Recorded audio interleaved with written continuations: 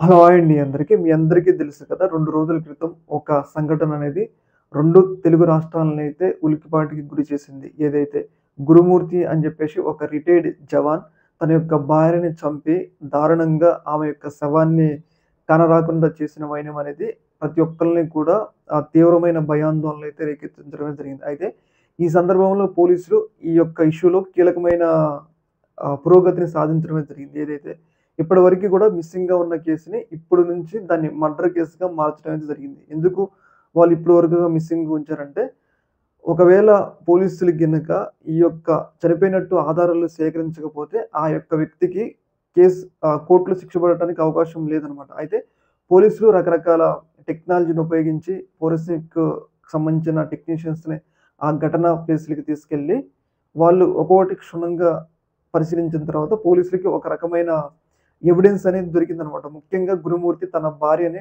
ముక్కలు ముక్కలుగా నరికిన తర్వాత, ఆ మాంసం ఉంటది గదా! ఆ మాంసాన్ని ఏం జేషిండంటే హీటర్‌లో కాల్చిండు. ఇప్పటివరకు కుక్కర్‌లో కాల్చాడు అని జెప్పేసి అందరూ అనుకున్నారు. కాపోతే ఆ హీటర్‌లో నీళ్లు పెట్టి దాదాపు ఒక 2, 3 గంటలు కాల్చేసరికి ఆ మాంసం మొత్తం చెప్పడానికి చాలా ఉన్నది.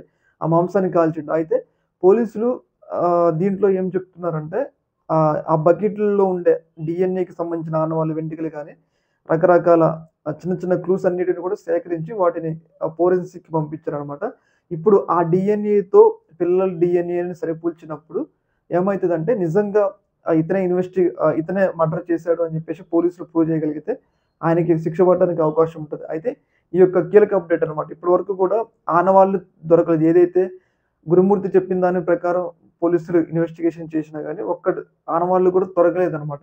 అయితే ఇలాంటి సందర్భంలో ఇప్పుడు ఒక పురోగతిని సాధించి, ఒక డెవలప్‌మెంట్‌ని సాధించి గురుమూర్తికి శిక్ష పడటానికి పోలీసులు చాలా శతవిధాల ప్రయత్నాలు చేస్తున్నారని జెప్పేసి మనకైతే అర్థమవుతుంది.